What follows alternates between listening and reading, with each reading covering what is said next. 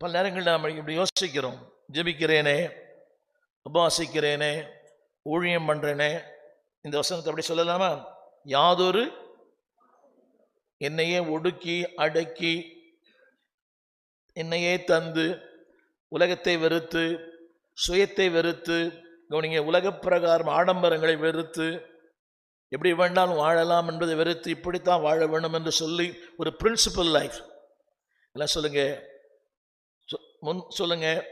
ஒரு பிரின்சிபல் என்பதற்கு ஒரு கட்டுப்பாடு நிறைந்த ஒரு வாழ்க்கை, எ பிரின்சிபல் லைஃப். இதுதான் என் சாப்பாட்டில் இப்படி தான் இருப்பேன், செலவு இப்படி தான் பண்ணுவேன், இப்படி தான் ட்ரெஸ் பண்ணுவேன், இப்படி தான் வாழ்வேன்.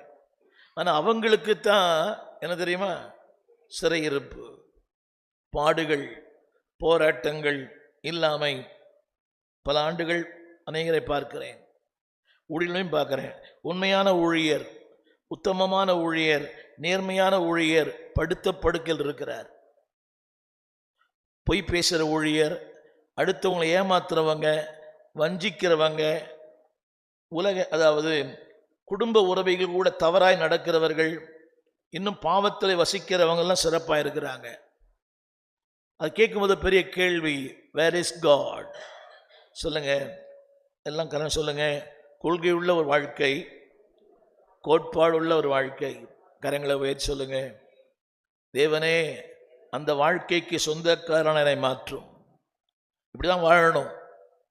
இருக்குது. இப்போ கூட பாடினாங்கல்ல, இப்படி அந்த பிள்ளை சொல்லிச்சு, வீடு சொத்து சுகம் இருக்கலாம், but that must be a life with principal.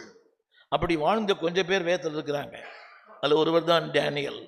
அவரை பற்றி தான் பேச போகிறேன். ஒரு சின்ன கேள்வி என்ன தெரியுமா? சின்ன கேள்வி, இப்படிப்பட்ட மனிதர்களை ஏன் ஆண்டவர் சிறையிருப்பில் அனுப்புகிறார்? ஃபஸ்ட்டு படித்து பார்த்தீங்களா? சொல்லுங்க. அவன் முற்றுகை போட்டான். எல்லாம் சொல்லுங்க. அவன் அதை அந்த பட்டணத்தை, அந்த ஜனத்தை முற்றுகை போடப்பட்டான். இன்னும் சொல்ல போறேன், இப்படிப்பட்டவர்கள் சிறையாய் கொண்டு போகப்படுகிறார்கள். சரி, இப்போ சொல்லும்போது சம்திங் தட் இஸ் ஹோல்டிங், விடுதலை இல்லை, வாழ்க்கை இல்லை, நிம்மதி இல்லை, நல்ல ஆகாரம் இல்லை. பாருங்க, இத்தனை பாசிபிலிட்டிஸ், நிறைய லிஸ்ட் போட்ட இதெல்லாம் இருக்குது. ஆனால் இருப்பது எங்கே? சிறைச்சாலை. கொஞ்ச நேரம் நமக்கு எல்லாருக்கும் அந்த கேள்வி வருது. திரும்ப சொல்லுகிறேன், இந்த வசனத்தை திரும்ப போடுறீங்களா? நான் யாரா இருந்தால், எங்கே இருந்தால் அவருக்கு நான் பயன்படுவேனோ அங்கே என்னை வைத்திருக்கிறார். எல்லாம் கரங்களை உயர்த்தி